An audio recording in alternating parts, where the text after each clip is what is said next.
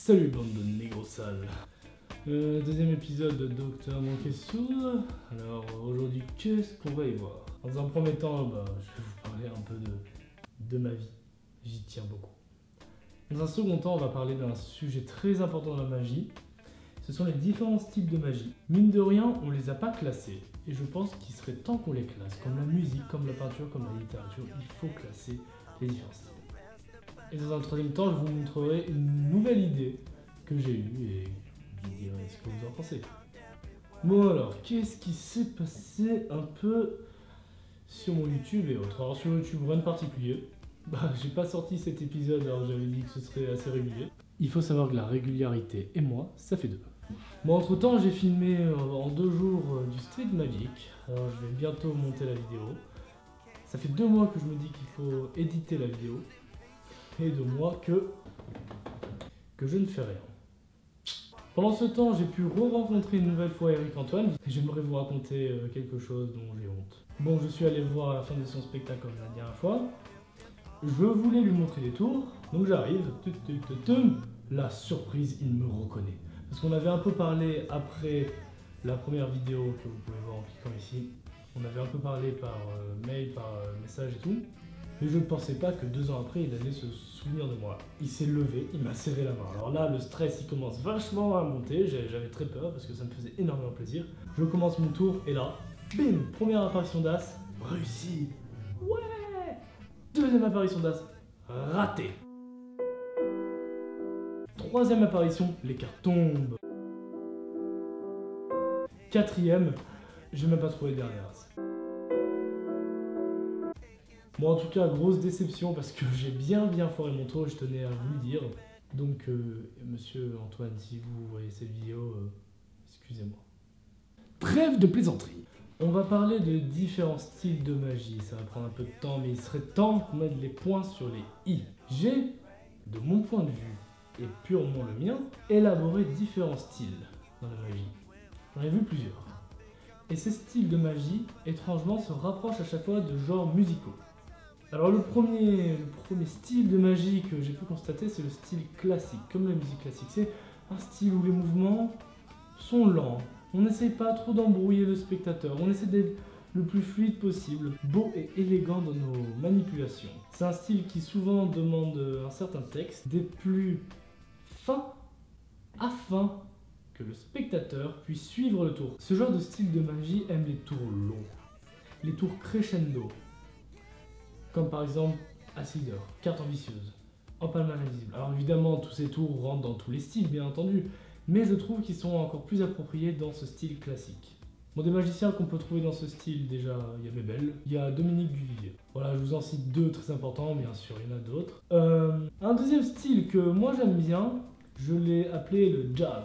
Il se rapproche étrangement du jazz, on peut croire des fois que c'est le bazar alors que tout est maîtrisé, il y a beaucoup d'improvisation. C'est un style vraiment magnifique. Alors ce style, il consiste à pas embrouiller le spectateur, mais à montrer le moins de manipulation possible, à cacher le plus de mouvements.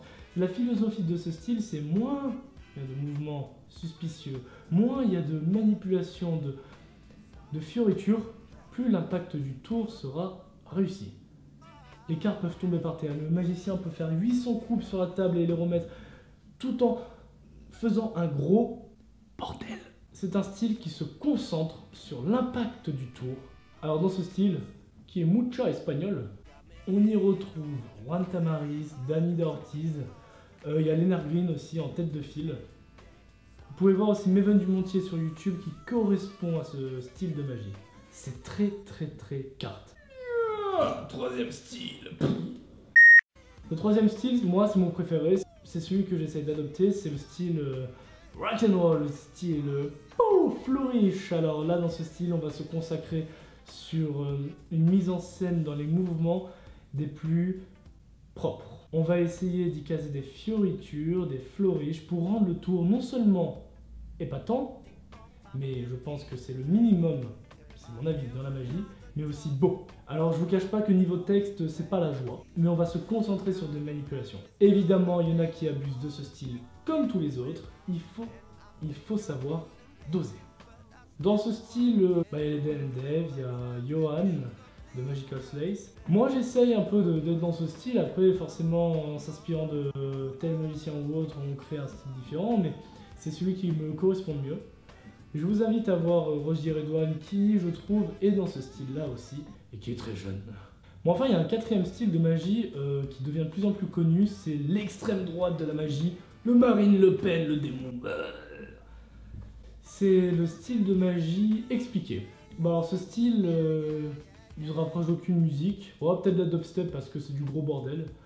Ça consiste à savoir faire un tour, plus ou moins bien, pas trop travaillé, et à l'expliquer par la suite. Il consiste à prendre des tours plus ou moins durs, plus ou moins forts, et à les expliquer publiquement sur internet. Bon ce style, je vous cache pas que c'est pas mon préféré. Moi c'est un style qui m'effraie parce que je n'arrive pas à le faire. J'ai réussi il y a un temps, mais je n'arrive pas du tout à le faire. Alors magicien de tous les styles de magie, fiston profond ce style.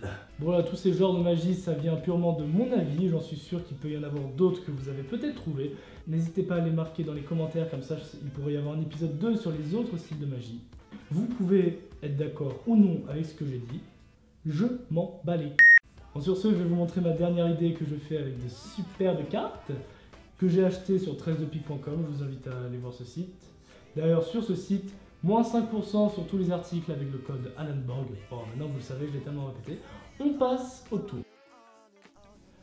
Bon, assez récemment, j'avais créé mon double change flipper, que vous avez sûrement vu dans mon DVD Webcam Training. Et j'avais pas de routine avec ce change, ce que je trouvais dommage. Alors j'ai cherché, j'ai trouvé la routine que je vais vous montrer. Vous allez voir, elle est très dynamique, elle a plusieurs effets, et ça, franchement, moi j'aime bien. On fait choisir 2 cartes par le spectateur, qui peut regarder et signer s'il le désire. L'As de carreau, le 4 de pique. Cartes qui sont signées, perdues dans le milieu du jeu à des endroits différents, comme ceci. Et maintenant, je demande au spectateur comment il veut que je retrouve la carte. Je peux en prendre une et la transformer en votre carte, je peux la retourner instantanément dans le milieu du jeu, la faire remonter, la faire téléporter dans ma poche. Vous voulez quoi? La faire remonter? Pourquoi pas. On a juste à claquer des doigts et votre carte remonte la première carte, l'As de carreau. C'est sympa, hein? Ok, la deuxième carte, on va tenter de transformer l'As de carreau en votre deuxième carte. On la met juste dans le milieu du jeu à peu près, hein, et on passe la main devant et elle peut se transformer en votre carte. Le 4 de pique. Et voilà. Ah non mais attendez, il faut retrouver l'As de carreau maintenant.